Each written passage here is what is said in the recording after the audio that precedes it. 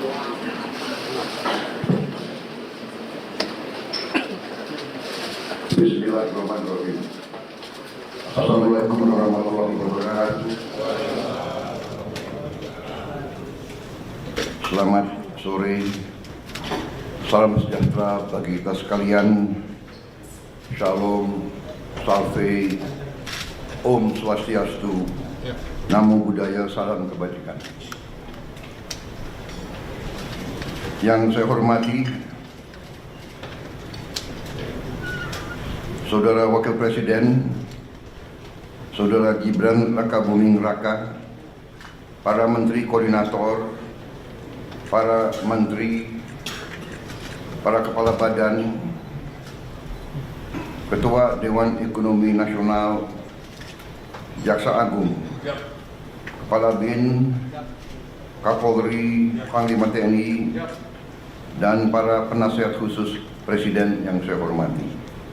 Para Wakil Menteri, Wakil Kepala Badan, dan para utusan khusus Presiden, seluruh anggota Merah Putih yang saya hormati dan yang saya banggakan.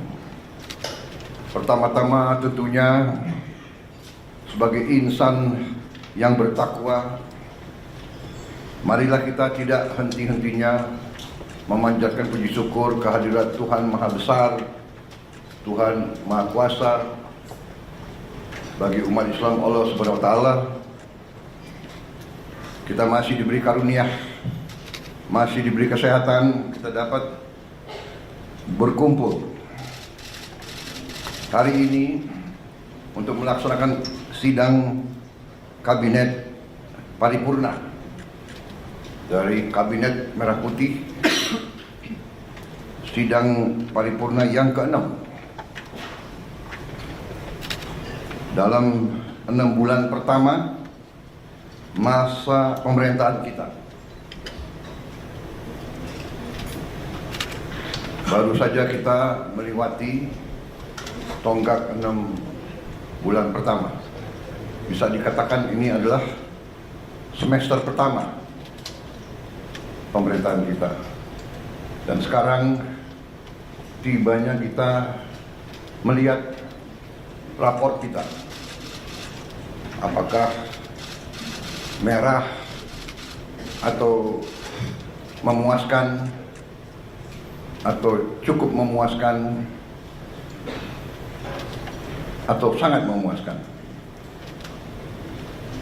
Kalau kita lihat secara objektif, saya mau katakan bahwa dalam 6 bulan kita memerintah, kita telah mencapai hal-hal yang cukup berarti, hal-hal yang bersifat fundamental, memperkuat landasan kebangkitan kita sebagai bangsa. Kita telah menghasilkan 28 kebijakan baru. Kebijakan-kebijakan tersebut yang berhubungan langsung dengan hajat hidup rakyat kita.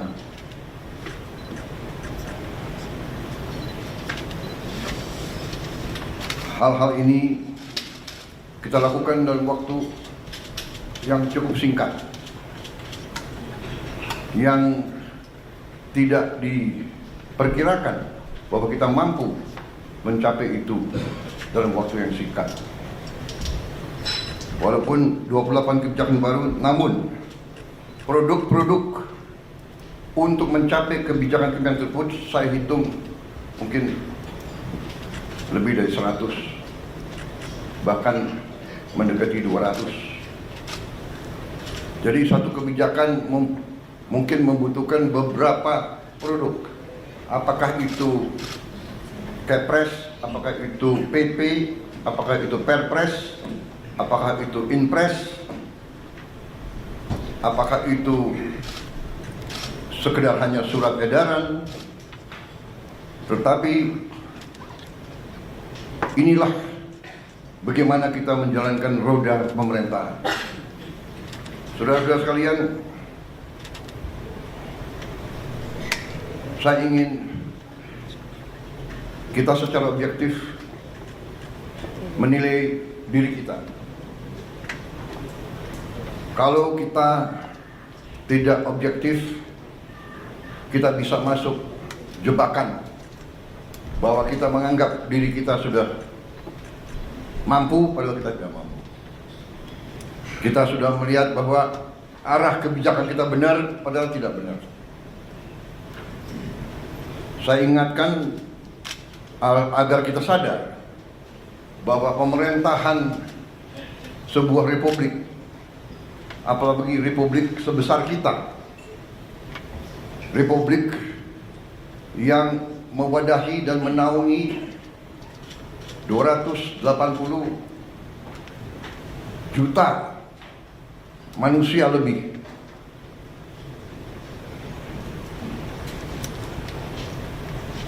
Tidak bisa sembarangan.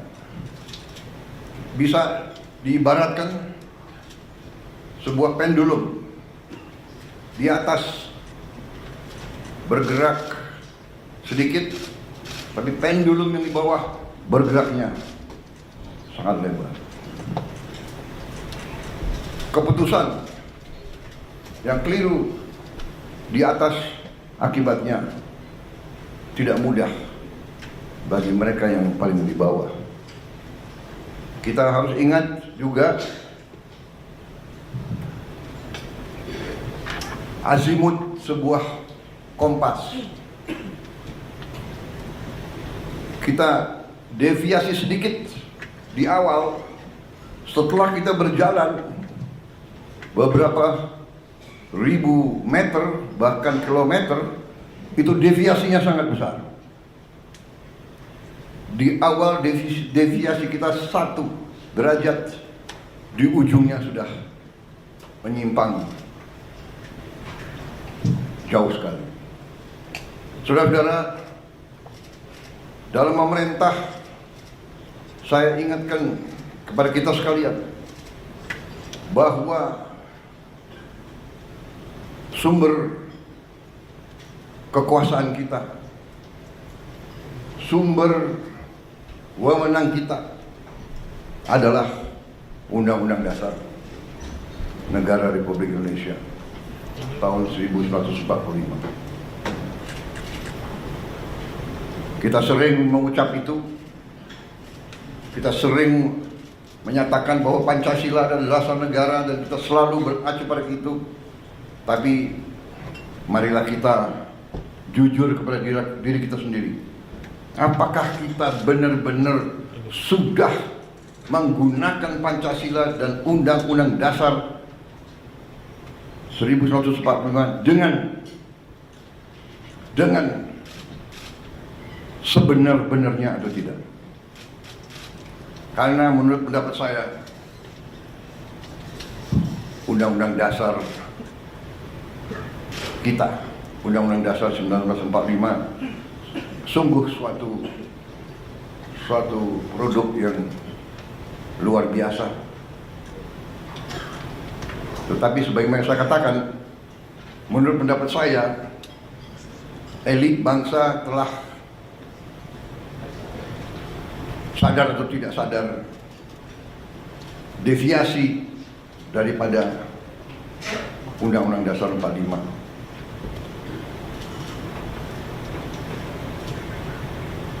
Telah deviasi dalam beberapa hal yang mendasar.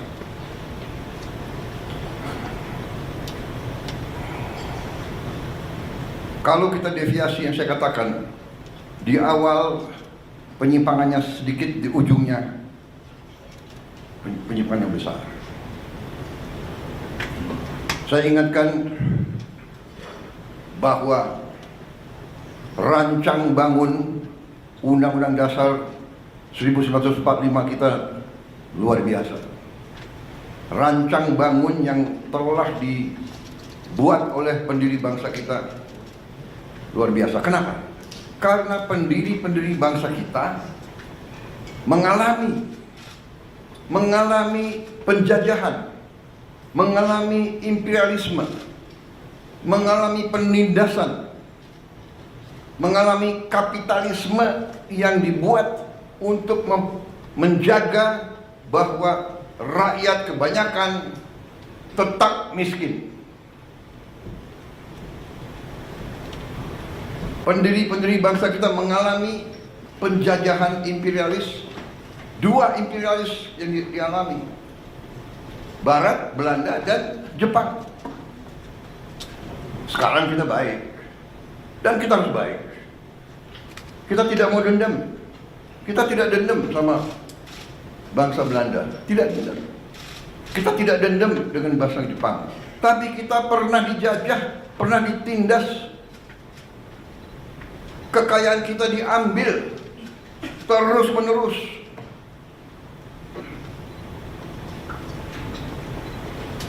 Rakyat yang banyak dipertahankan agar tidak menikmati pendidikan, agar tidak boleh ikut dalam perdagangan. Rakyat kebanyakan suruh jadi buruh dengan upah murah, suruh jadi petani dengan penghasilan murah rendah, suruh jadi nelayan. Ini harus kita ingat, saudara-saudara. Dan alhamdulillah kabinet kita memerintah, dan kita harus berjiwa besar, kita harus objektif. Kita bisa lancar begini, kita bisa bagus begini karena transisi pemerintahan berjalan dengan lancar, dengan baik. Saya dibilang apa itu? Presiden boneka. Saya dikendalikan oleh Pak Jokowi. Ya, seolah Pak Jokowi tiap malam telepon saya. Saya katakan itu tidak benar. Bahwa kita konsultasi, iya, itu seorang pemimpin yang bijak, yang konsultasi, minta pendapat, minta saran.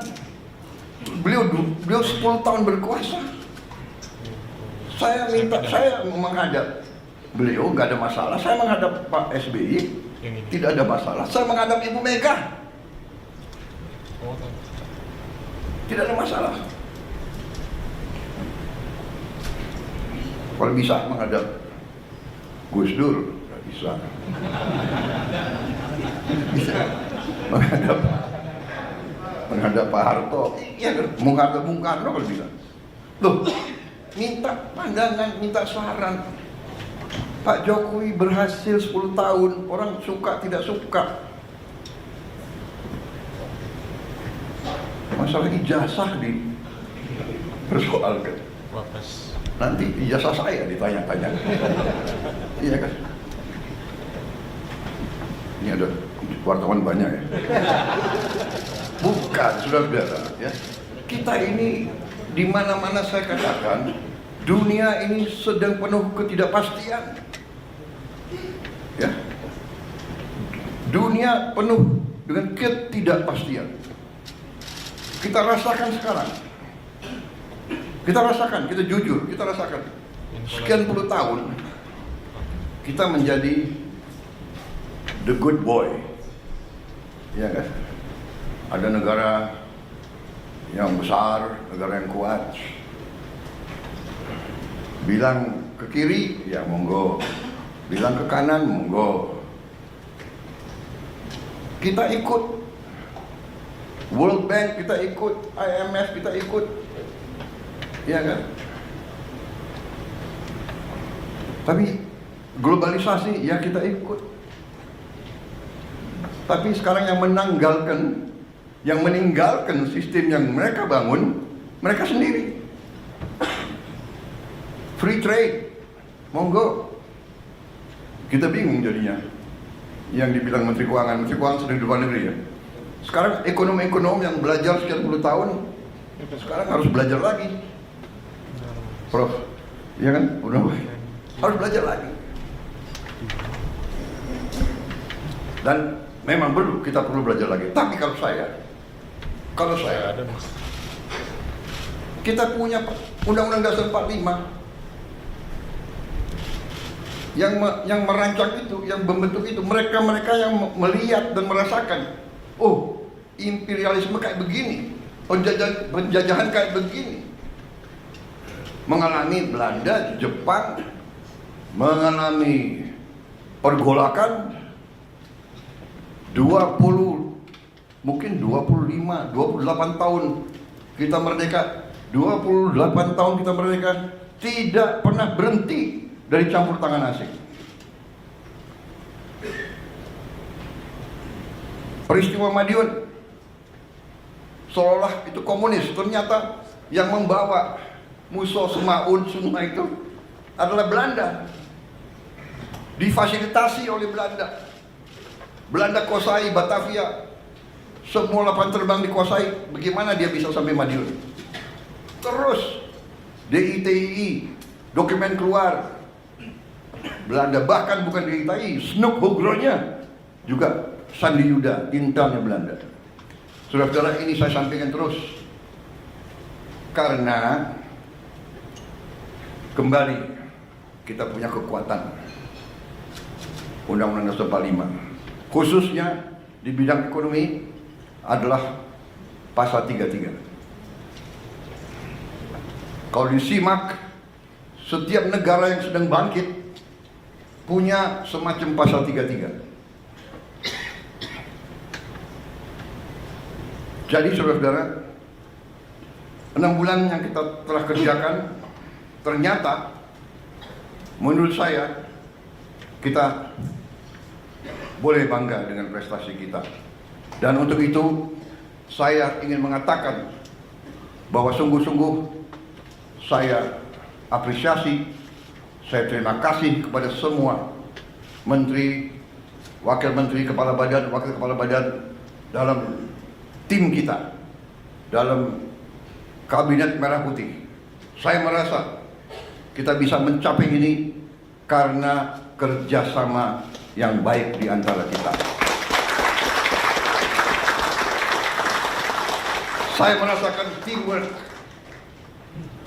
Dalam 6 bulan kita kabinet paripurna hanya 6 kali. Ratas-ratas juga tidak terlalu sering. Saya paham sebagian dari Anda mungkin ketemu saya tidak sering yang kita inginkan. Tetapi hasil kita, hasil diskusi kita, hasil keputusan kita terwujud, terlaksana, dan dirasakan oleh rakyat Indonesia. Saudara-saudara, apa yang ingin saya sampaikan? Mari kita lihat dengan tolok ukur yang objektif, yang jelas. Salah satu tonggak pemerintahan di setiap negara adalah mampu atau tidak kita menjaga inflasi.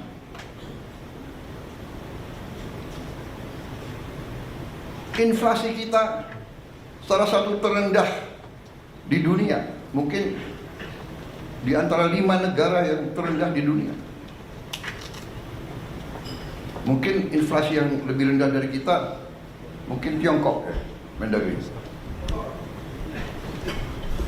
Ini prestasi, dan saya harus katakan, jujur ini, bukan karena Mas Gibran ada di sebelah saya, bukan. Ini objektif, ini salah satu hasil daripada kepemimpinan dan manajemen Pak Jokowi. Mungkin pengalaman beliau sebagai wali kota membuat beliau ngerti bagaimana memanage inflasi yang mungkin nggak ada di buku, nggak diajarkan di Harvard, atau di MIT? Ada lulusan Harvard nggak di sini? Saya sangat kagum sama Harvard. Saya ingin masuk dulu, nggak bisa masuk. Bisa masuknya ke toko bukunya aja. Yang penting Harvard. Wih, ini kebablasan nih, kok wartawan terus di sini. Tapi kita demokratis ya. Coba angkat tangan yang mengizinkan wartawan tambah 5 menit di sini. Angkat tangan. Oke. Demokrasi, Anda boleh di sini 5 menit lagi. Nggak apa-apa, karena ini sesuatu yang baik ya.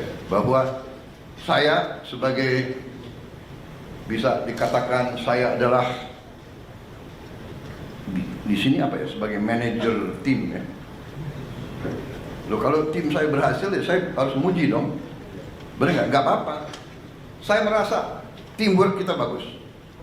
Saya merasa garis yang kita tentukan terwujud di lapangan. Inflasi terwujud. Banyak negara mau belajar bagaimana mengendalikan inflasi dari kita. Mendagri gak usah diceritain deh. Iya dong. Apa itu? Rahasia dapur jangan dibuka semua. Kecuali kawan. Kalau kawan mau belajar boleh. Saudara-saudara, yang kedua, tolok ukur yang bisa dirasakan, yang saya rasakan juga. Saya rasakan karena saya sudah lama jadi orang Indonesia. Dan saya waktu anak kecil, orang tua saya Menteri Perdagangan. Jadi saya lihat bagaimana setiap lebaran, setiap akhir tahun, orang tua saya tegang. Pak Mitro hitung, kumpulin setiap item, dicek. Sampai Pak Mitro pernah di Tanjung Priok, di dermaga nungguin kapal. Pemerintah waktu itu mau intervensi karena krisis pangan, harga-harga juga menjulang, sehingga pemerintah intervensi. Pemerintah bertindak menjamin di hari-hari kritis bahan-bahan tersedia. Dan sekarang pemerintah yang saya pimpin, saudara-saudara, berhasil menjaga stabilitas harga pangan di saat-saat yang selalu harga pangan kurang bisa dikendalikan. Akhir tahun, Natal, akhir tahun, dan Lebaran. Alhamdulillah, akhir tahun, Natal, dan Lebaran tahun ini, di masa pemerintahan kita, harga-harga aman, stok pangan tersedia. Ini pekerjaan saudara-saudara sekalian. Yang di lapangan kalian, yang ngecek harga kalian. Mudik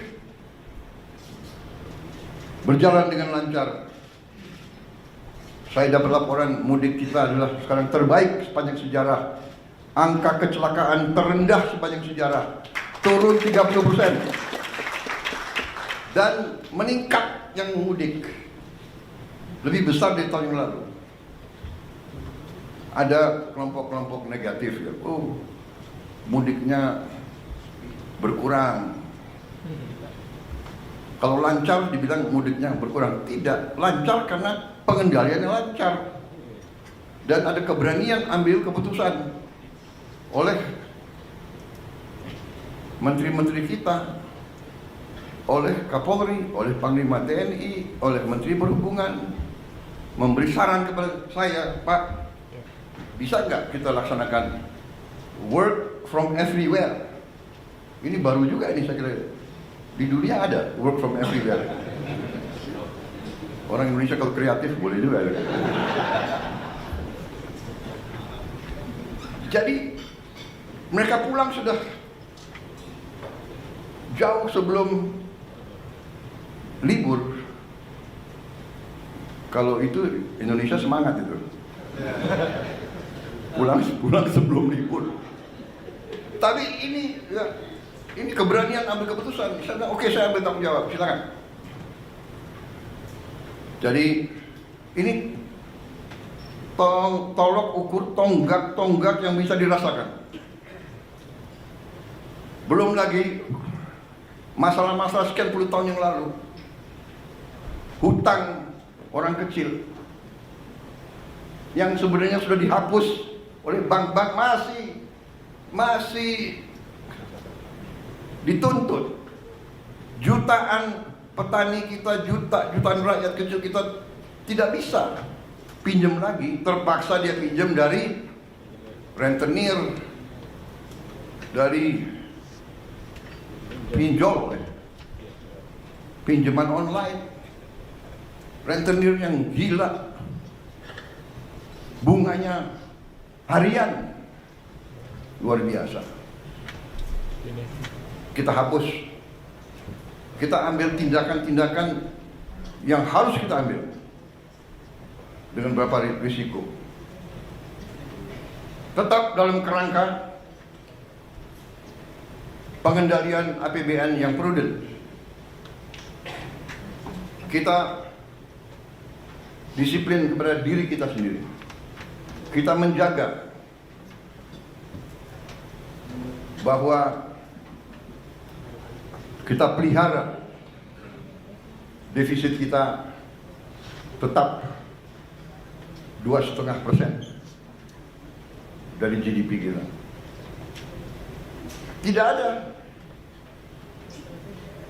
Tidak ada kewajiban. Uni Eropa saja yang lahir dengan angka tersebut dalam perjanjian Maastricht, ya. Tahun berapa itu? Maastricht, Pak Anggito, 2090-an.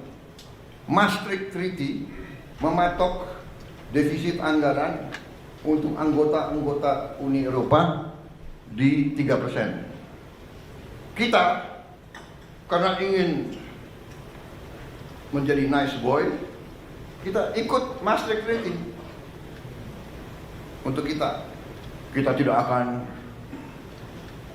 punya defisit lebih dari 3%. Padahal saudara-saudara,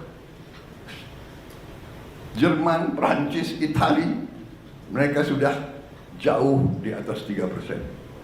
Mereka melanggar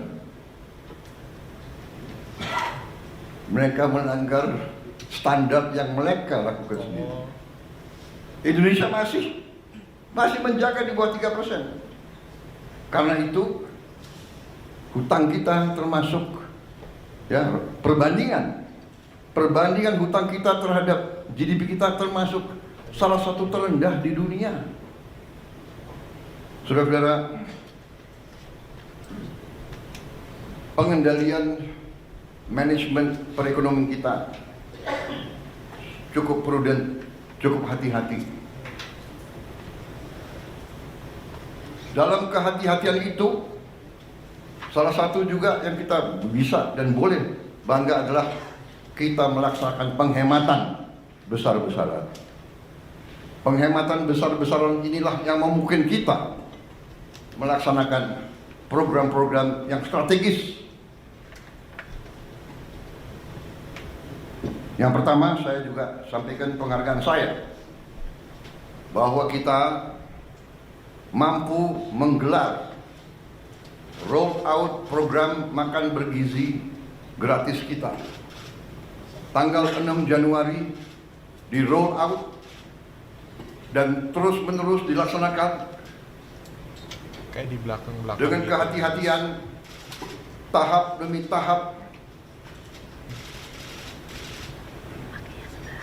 sampai hari ini saya dapat laporan barusan sudah lebih dari 1.000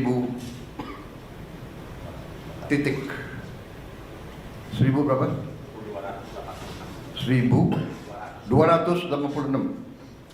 Yang total penerima makan bergizi sekarang sudah di atas 3 juta. 3,4 juta di awal Mei, dan diperkirakan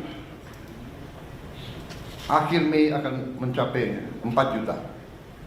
Dan di akhir Juni akan mencapai 6 juta. Dan di akhir Juli akan mencapai 22 juta. Akhir Agustus 22 juta. Sehingga di akhir November 2025 akan mencapai 82,9 juta penerima manfaat. Ini dari segi manajemen fisik. Ini adalah upaya yang luar biasa.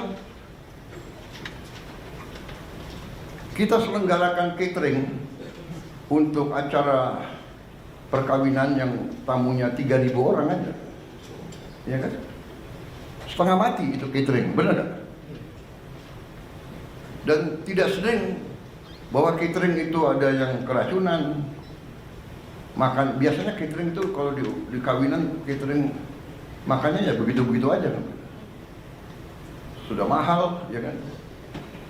Saudara-saudara, hari ini memang ada yang keracunan. Yang keracunan sampai hari ini dari 3, sekian juta, kalau tidak salah di bawah 200 orang.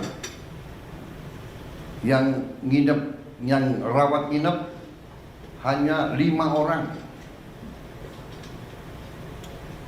Jadi bisa dikatakan yang keracunan atau yang nggak perutnya nggak enak sejumlah 200 orang itu 200 dari 3, sekian juta, kalau tidak salah adalah 0,005.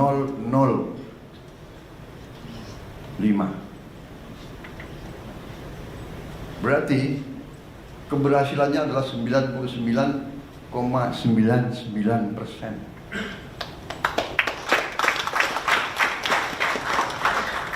Di mana ada usaha, ya, usaha manusia, di mana di bidang pekerjaan apapun, kalau 9,99% keberhasilan, oke dong.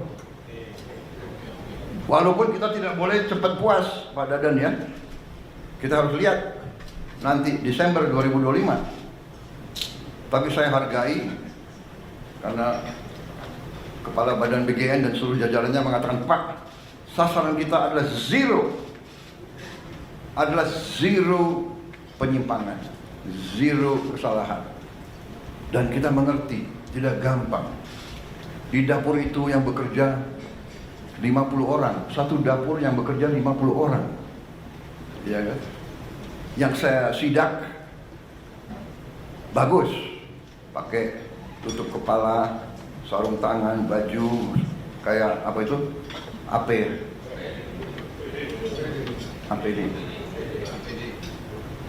Singkatan APD yang untuk COVID dulu loh. Alat pelindung diri, Pak. Alat pelindung diri. Ada. Harus buka sepatu. Presiden disuruh buka sepatu. Saya patuh. Presiden buka sepatu. Ada pas pampres yang nggak buka sepatu.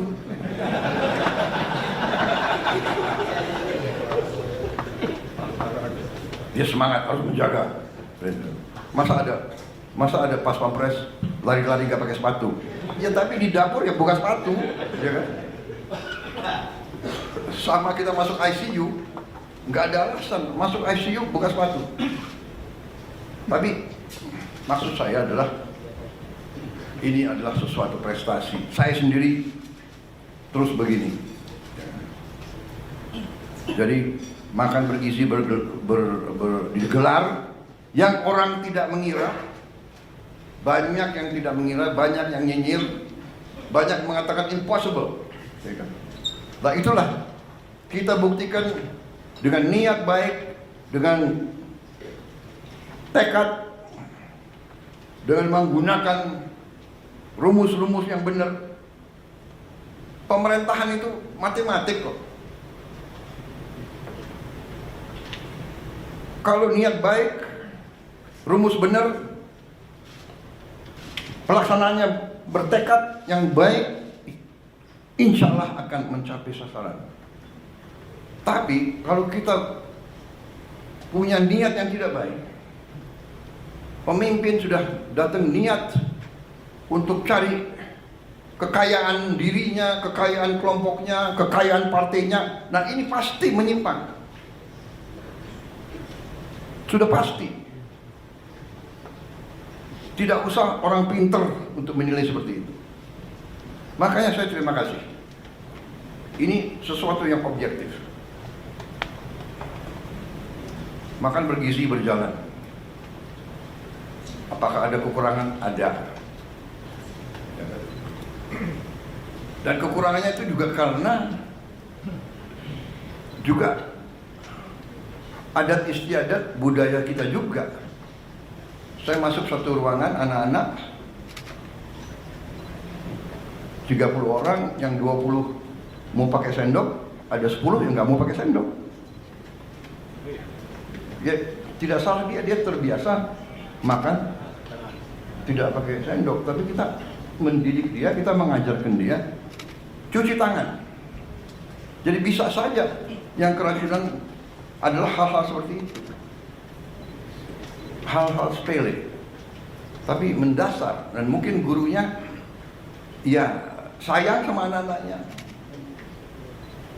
dan mungkin juga dalam paket itu kepala BGN dalam ompreng yang diberikan mungkin tidak ada sendoknya, benar kan? Nah, jadi inisiatif orang tua membekali sendok. Nah, ini mungkin harus disosialisasikan, ya kan? Atau memang kita bisa cari sendok-sendok yang tidak terlalu mahal, ya kan? Yang kedua juga yang saya lihat pelaksanaan dari BGN yang juga terpengaruhi oleh adat istiadat atau kebiasaan. Selain tadi ada yang anak-anak yang malas cuci tangan, ya kan, tidak mau pakai sendok, ya kan. Ada juga, maaf, yang nggak biasa dengan makanan-makanan. Sebagai contoh, ada yang pertama-tamanya kalau dikasih susu, dia nggak cocok kasih susu karena dia tidak pernah minum susu seumur hidupnya. Itu namanya lactose intolerant. Ya, tapi setelah berapa minggu, kalau pertama-tama saya kira 2 minggu pertama dia akan, istilahnya akan apa? Diare. Ya kan? Karena ada wartawan, saya pakai istilah yang ilmiah, diare. Kalau istilah sehari-hari apa? Sudah masalahnya itu dia nggak pernah minum susu. Kita kasih susu, dia butuh waktu penyesuaian. Tapi on the whole, makan bergizi ini adalah sesuatu yang untuk saya cukup membanggakan. Banyak pimpinan negara datang ke Indonesia yang dibahas antara lain makan bergizi.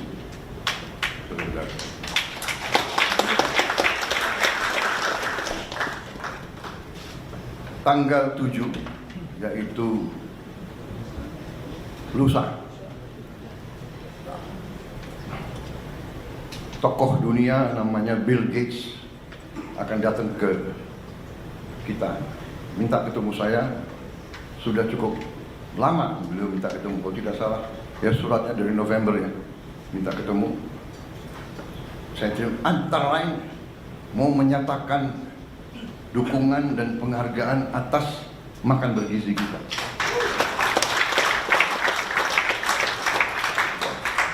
Saya merasa sangat besar hati, tapi saya merasa jangan muji kita, kita belum berhasil. Kita berhasil insya Allah Desember 2025. Kalau kita buktikan bahwa kita bisa menyelenggarakan 80, kita bisa antar makanan tiap hari ke 82,9 juta rakyat kita dalam keadaan bersih, keadaan aman, keadaan bergizi. Pada saat itulah boleh kita terima ucapan selamat. Tapi karena beliau mau datang, beliau saya dengar mau menyatakan solidaritas sama kita. Bahkan beliau mau bantu kita, saya tidak tahu bentuknya apa. Hanya saya katakan bahwa kita diberi bantuan, tidak diberi bantuan, diberi penghargaan, tidak diberi penghargaan, kita laksanakan ini karena kita yakin bahwa ini benar dan ini adalah suatu investasi di anak-anak kita, dan bahwa kita harus mengurangi kemiskinan di rakyat kita. Saya sering terharu. Saya dapat laporan dari Menteri Sosial, baru datang dari Jawa Tengah. Beliau cerita, karena kita juga dalam waktu dekat akan buka minimal 100 sekolah berasrama yang dialamatkan untuk saudara-saudara kita, rakyat kita yang berada dalam kelompok ekonomi yang paling rendah, desil 1 dan desil 2.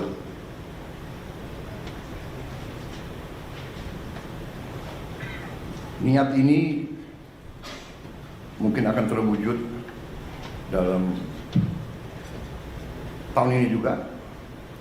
Menteri Sosial dan Menteri Pendidikan Dasar Menengah bertekad bahwa 53 sekolah akan digelar bulan Juli ini. Bolak-balik saya katakan, jangan dipaksa, ya. Berbuat, tapi kita tidak usah ngejar tanggal. Yang penting kita berbuat. Tapi mereka yakin, mereka ingin mendapat hasil terbaik cepat. Saya silakan. Tapi ujungnya nanti saya kira ini akan sangat dirasakan oleh orang yang paling bawah. Tadi kembali kepada prestasi kita selama 6 bulan. Karena ini keputusannya memang dalam waktu 6 bulan, ya, keputusan, kebijakan, mereka sudah kerja. Dikdasmen, Mensos sudah bekerja keras, sehingga kita sudah mendapat tawaran dari bupati-bupati dan wali kota seluruh Indonesia. Lebih dari 200 bupati wali kota sudah menyiapkan lahan. Karena saya katakan, kalau Pemda siapkan lahan, kita bangun. Dan kita sudah siapkan anggaran APBN. Ternyata sambutannya lebih dari 200, ya, Mensos sudah siapkan lahan antara sekitar 5 hektar sampai 8 hektar. Lumayan. Sekolah SD, SMP, SMA 5 hektar saya kira jarang tuh di Indonesia. Saya tadinya minta 20 hektar. Maksud saya antusiasme dari bawah.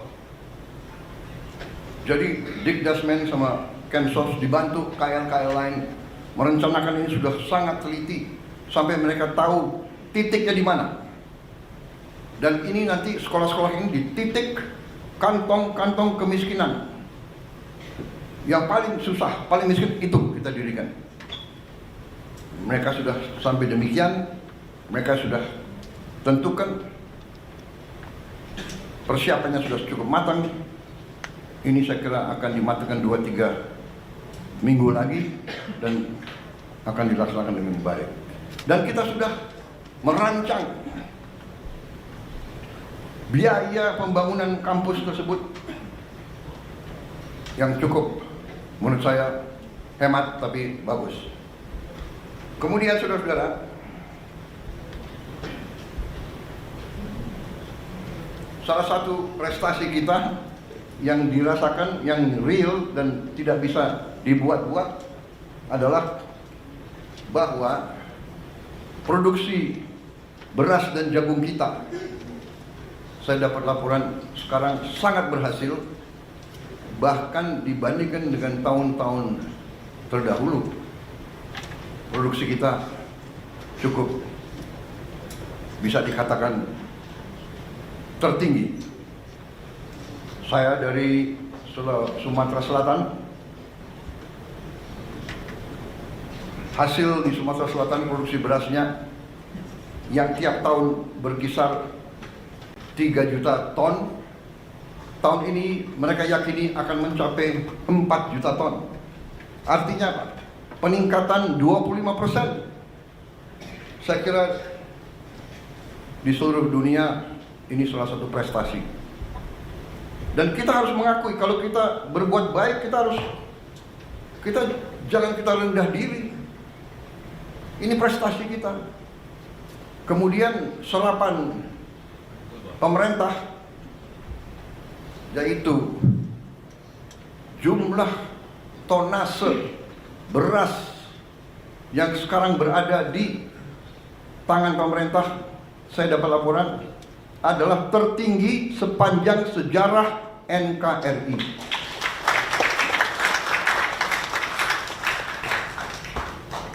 Belum pernah kita, pemerintah, menguasai, memiliki jumlah tonase beras sebesar sekarang. Saudara-saudara, ini suatu prestasi. Dan ini prestasi bukan datang begitu. Apalagi pertanian. Pertanian itu yang saya katakan tadi, azimut kompas, salah kecil akibatnya buruk. Kita tidak memperhatikan cuaca, El Nino, kekeringan, La Nina. Kita tidak perhatikan krisis pangan. Tapi alhamdulillah pejabat-pejabat kita mengerti, mampu. Saya suka muji-muji, tidak, tapi saya namanya kepala sekolah, kalau ada kan, ada yang berprestasi, saya harus kasih tahu prestasi, benar nggak? Jadi dalam hal ini saya lihat tim pangan, Menteri Pertanian dan timnya, Menko, semua fokus. Untung aja Menteri Pertanian ada di Jakarta hari ini hadir. Biasanya saya cari nggak ada. Di mana? Kalimantan Barat di mana? Jambi di mana? Duanya menteri dan wakil menteri udah hitam sekali. Berarti ini menteri dan wakil menteri mana benar-benar bekerja.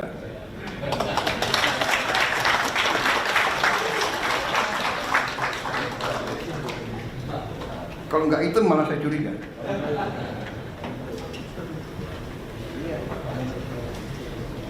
Akhirnya Pak Natalius Pigai pengen jadi Menteri Pertanian. Iya, nggak usah. Dia di ruang AC aja masih.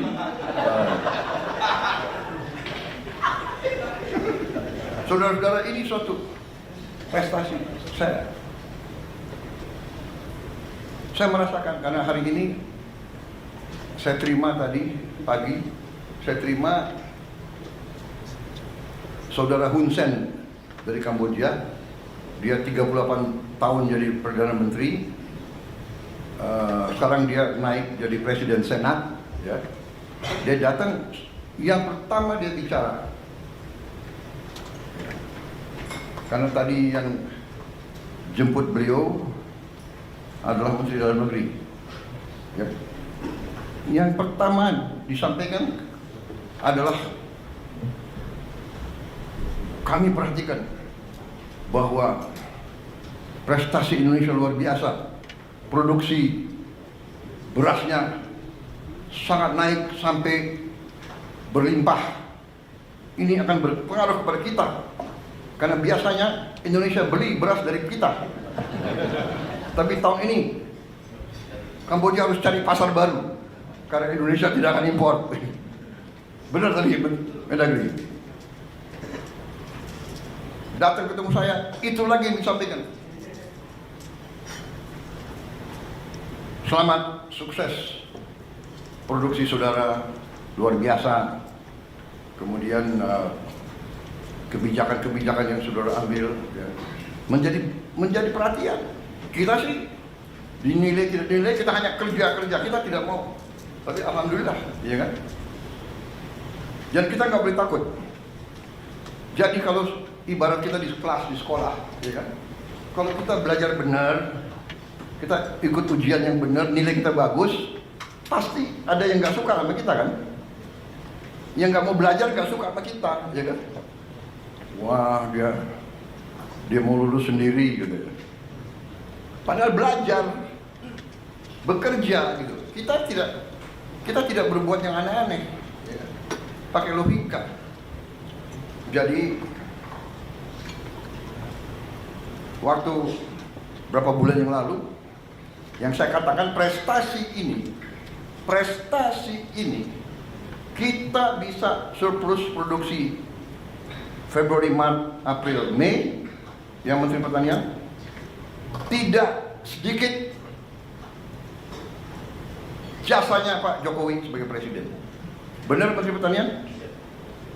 Sekali lagi ini saya bukan ngolor untuk apa, ya kan? Beliau udah di Solo, ya kan? Tapi saya harus katakan, karena itu benar. Beliau masih Presiden. Kebetulan Menteri Pertanian lowong, kosong kan? Iya kan? Pejabat sebelumnya ya ada masalah sedikit, kosong. Saya ketemu Saudara Amran, saya lihat bahwa ini masuk akal. Dan beliau pernah jadi Menteri Pertanian, beliau pernah mencapai swasembada. Saya datang ke Presiden Jokowi, Bapak Presiden, karena Kementerian Pertanian kosong, saya usulkan Saudara Amran Sulaiman, Menteri Bapak Kabinet pertama. Mungkin Pak Jokowi terkesan juga sama saya kan, ini Menteri Pertahanan kok mengusulkan Menteri Pertanian. Orang selalu tanya, apa hubungan pertahanan dan pertanian? Iya, tanpa pangan nggak ada tentara. Mau perang pakai apa? Pakai senjata, nggak ada makan. Ya nggak bisa jalan prajurit itu. Dan yang kedua, Menteri Pertahanan waktu itu, ya kan, terpilih sebagai presiden yang akan datang waktu itu. Iya kan? Jadi saya berkepentingan. Ini saya salah.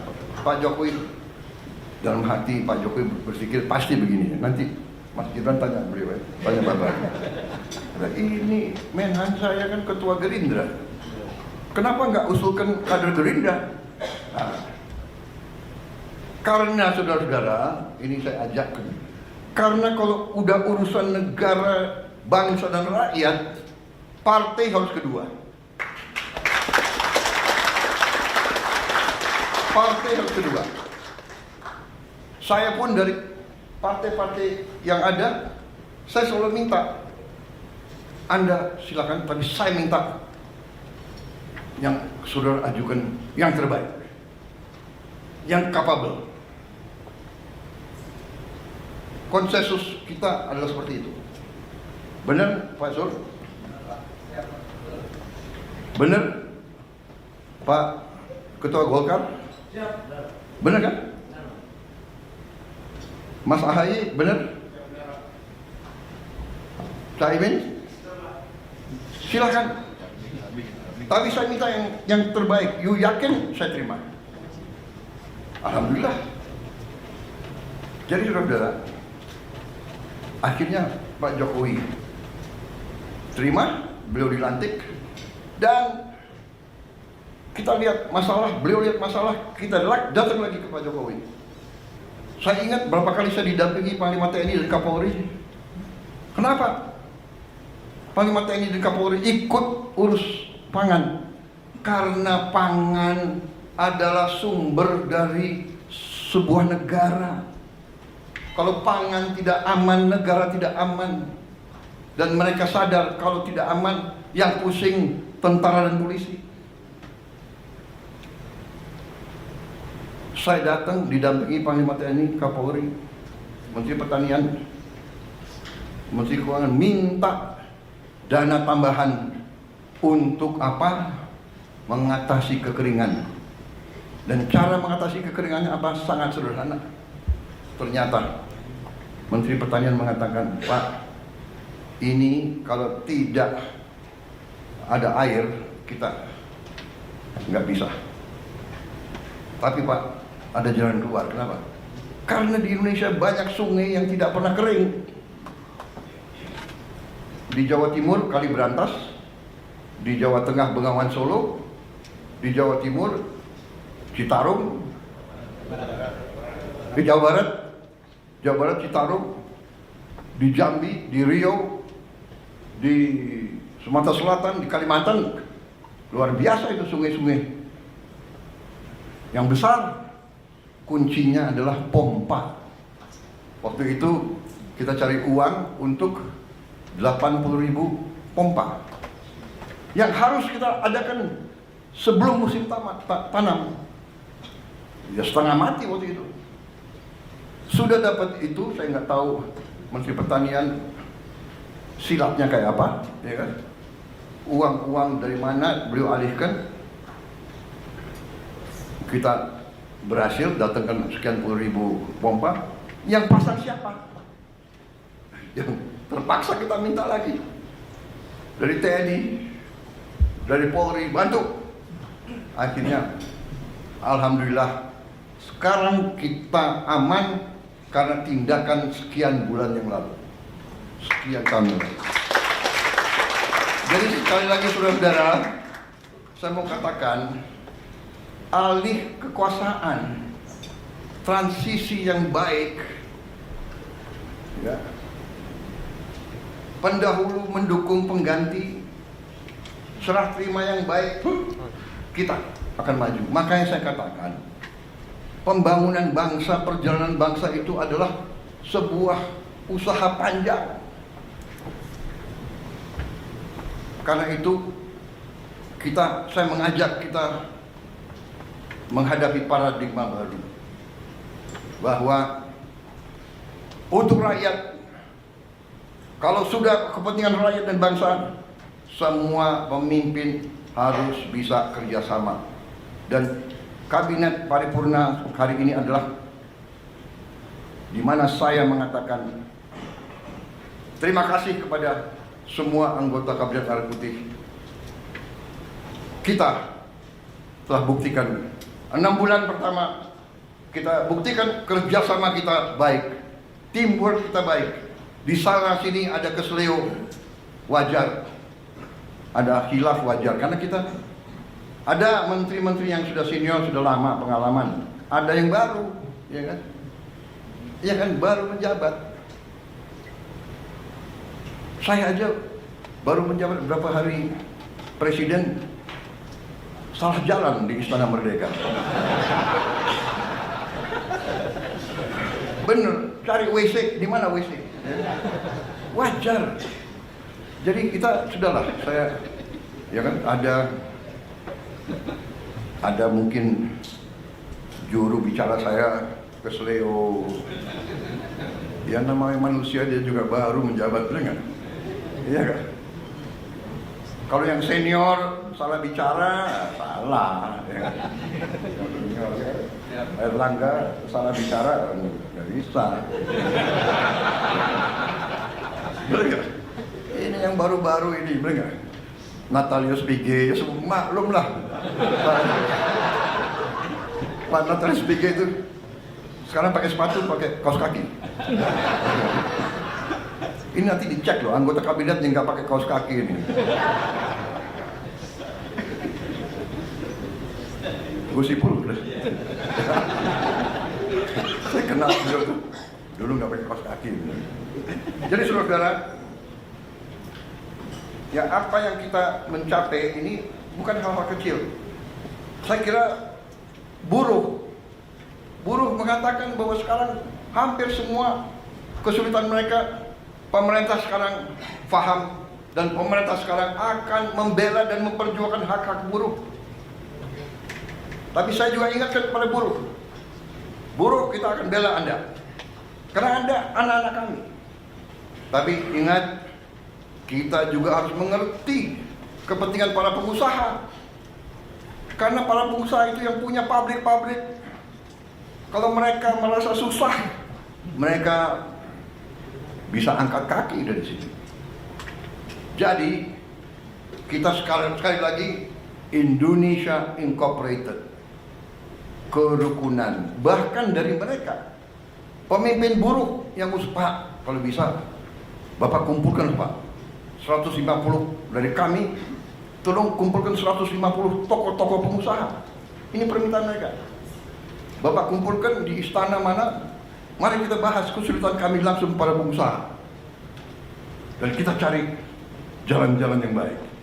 Tetapi pemerintah mulai dari Pak Jokowi dan mulai dari Pak SBY sudah melakukan berapa tindakan dan kebijakan pro orang miskin, menurut saya yang luar biasa. Program-program yang tidak saya rubah, yang tidak saya kurangi.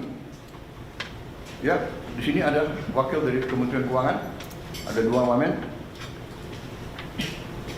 Menteri Sosial, ya. Total uang di anggaran kita yang untuk membantu rakyat miskin, rakyat susah dalam segala bidang lebih dari 500 triliun. Benar? Benar, Pak Men? 500 triliun termasuk subsidi listrik. Kalau dengan subsidi listrik berapa?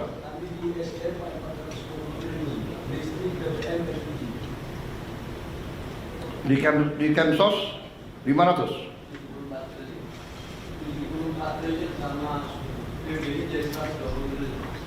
Oh, jadi termasuk ya subsidi dari energinya. Totalnya semua 500 ya? 500 triliun. Dan saya tidak rubah, dan ini kebijakan pemerintah sebelum saya. Ini adalah, we are a real welfare state. Jadi saya juga katakan kepada para pengusaha, upah saudara bisa relatif masih, upah yang kau kasih ke pekerja relatif bisa dikatakan rendah dibandingkan tetangga-tetangga kita. Karena pemerintah memberi bantuan tunai langsung, ya, ada keluarga harapan, transfer langsung dan sebagainya, totalitasnya 500 triliun, 30 miliar dolar lebih.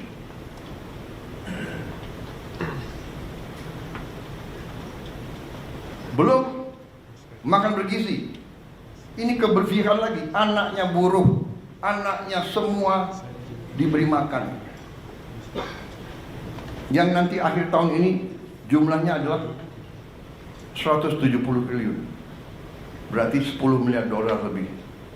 Jadi yang tadi 30 miliar dolar plus 40 miliar dolar untuk membantu desil 1, 2 dan kelas menengah juga. Jadi saudara, kita terus, ratusan kebijakan kita tolong dipelajari, ya. Untuk juga pertama kali kita pangkas semua sistem distribusi pupuk yang penuh dengan keruwetan, langsung dari pabrik ke kelompok tani. Kita meninggalkan 144 peraturan Tidak ada lagi perlu izin gubernur, bupati. Ini yang diminta petani, ini yang mereka dapatkan. Kita sederhanakan, produksi naik. Juga mereka menyampaikan terima kasih. Lebih dari 100 juta petani merasakan penghasilan mereka naik karena kita tegakkan harga dasar gabah kering panen. Dan kita wajibkan penggiling-penggiling padi. Dan saya memberi peringatan, penggiling-penggiling padi yang bandel, yang beli setelah panen, yang beli dengan harga serendah-rendahnya, kita cabut izin usahanya. Saya tidak main-main, karena di tangan saya adalah Undang-Undang Dasar 1945, Pasal 33, yang memberi saya wewenang sumber-sumber produksi yang menguasai hajat hidup orang banyak, dikuasai oleh negara, dan dipergunakan sebesar-besarnya untuk kemampuan rakyat. Dan saya tidak akan ragu-ragu menggunakan itu. Saya tanya hakim-hakim agung, ini bagaimana interpretasinya? Tidak usah diinterpretasi Pak, itu sudah jelas. Apakah penggiling padi menguasai hajat hidup orang banyak? Menguasai. Jadi dia harus ikut. Anda boleh untung, tapi jangan untung sebesar-besarnya di atas penderitaan petani. Tidak bisa. Silakan pilih. Anda mau operasi atau Anda kita tutup. Polis lain. Saudara-saudara, dahsyat itu pasal 33. Kita Indonesia Incorporated, pengusaha harus untung. Tapi jangan mau untung sebesar-besarnya di atas penderitaan rakyat. Tidak. You untung, boleh, rakyat juga harus untung, petani harus untung. Dan ini dilaksanakan di banyak negara. Saya bukan orang pinter. Kalau perlu saya nyontek orang pinter. Tapi bukan di sekolah.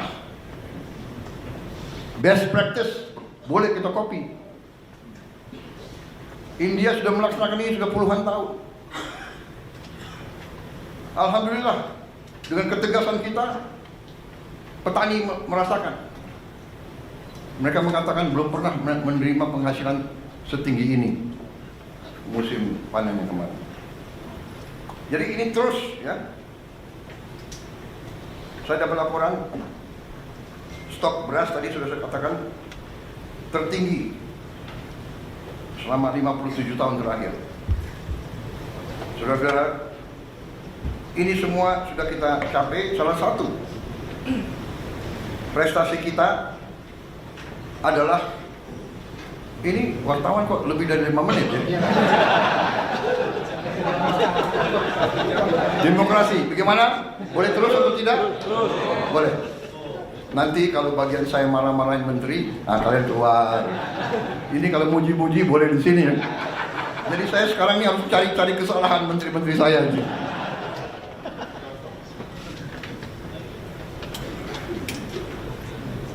Tapi enggak, saya jujur, saya cari-cari kesalahan, mana kesalahannya. Saya lihat saudara bekerja dengan baik kok. Ya kan? Ya bagaimana? Saya ibarat saya kepala sekolah. Murid saya berprestasi. Ya gimana dong? Ya kan? Yang nakal-nakal tegur, ya kan? Saudara, salah satu prestasi yang perlu kita catat adalah kita berhasil membentuk suatu dana investasi, konsolidasi aset-aset kita, dan antara Daya Anagata Nusantara yang berhasil kita lakukan dalam 4 bulan pemerintahan kita. Kalau tidak salah, bulan Februari 24. Benar ya? Februari 24 kita sudah hitung tanggalnya. Harinya hari Kamis atau tidak? Pokoknya 24 Februari 2025. 2 tambah 4 6, ya kan? Bulan 2 6 tambah 2 8. Ke 2025 adalah 9 ya. 8 tambah 9 17. 1 tambah 7 8. Berarti itu tanggal baik dan antara berhasil.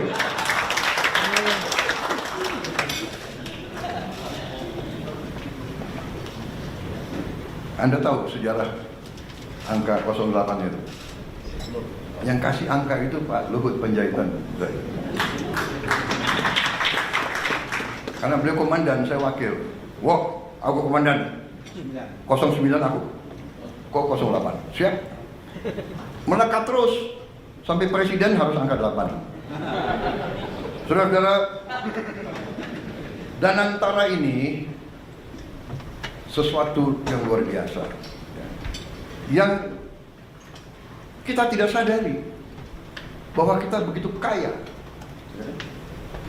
Setelah kita konsolidasi, kita kaget bahwa aset kita, aset under management kita adalah 982 miliar US dollar.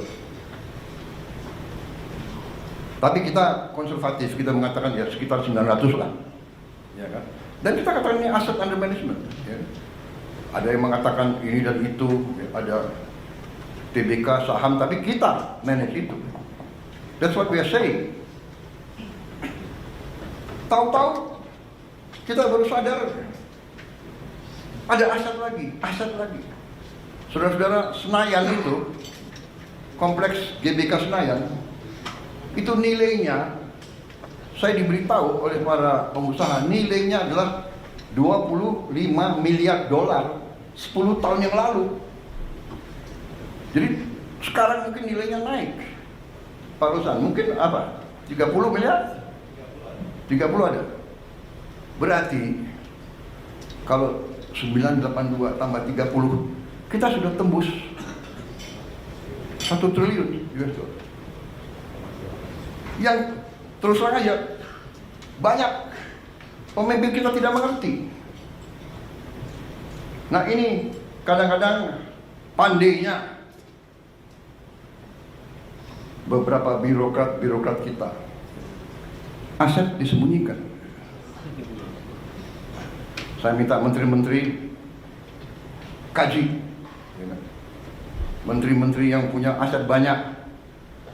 Ini aset disembunyikan, nggak tahu nanti lama-lama udah ganti 3 kali menteri, 4 kali menteri, 3 kali presiden, bisa diapakan. Banyak aset negara itu hilang, nggak jelas. Saudara-saudara, negara-negara yang kuat, tanah, itu pasal 33, bumi dan air dan semua kekayaan yang terkandung di dalamnya dikuasai negara. Selama sekian puluh tahun, Senayan nggak jelas. Yang ini dikuasai ini, yang itu dikuasai itu, ya kan? Kemudian kita lupa, selain Senayan adalah sekitar 200 hektar, kurang lebih ya, Menteri BUMN, benar, Mensesnek. Ternyata ada lagi, Kemayoran itu 400 hektar lebih. Mensesnek, kok ketawa-ketawa lagi? 400 hektar lebih, berarti ya mungkin 40 miliar dolar itu, ya kan? Nanti itu pun akan kita serahkan dikelola oleh Danantara. Berarti sudah mungkin 1040 triliun. Belum lagi kita cek aset-aset yang ada di seluruh Indonesia. Pak Nusron ada? Nanti saudara teliti ya. Luar biasa kaya kita. cek semua konsesi-konsesi HGO, HGB yang sudah jatuh tempo.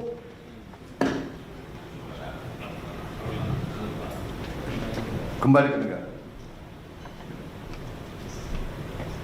We are very rich. Sekarang saya gagah kemana-mana tuh. Indonesia punya sovereign wealth fund. Waktu 900 miliar pun orang sudah terkagum-kagum, ya kan? Apalagi sekarang sudah 1 triliun. Disangka uang itu banyak yang kita mau bagi-bagi, padahal kita butuh mengelola dengan sebaik-baiknya. Saudara-saudara, saya kumpulkan Danantara kemarin. Terima kasih Menteri BUMN, terima kasih Ketua Belantara. 800 BUMN saya kumpulkan di Senayan. Waduh, ini ada wartawan.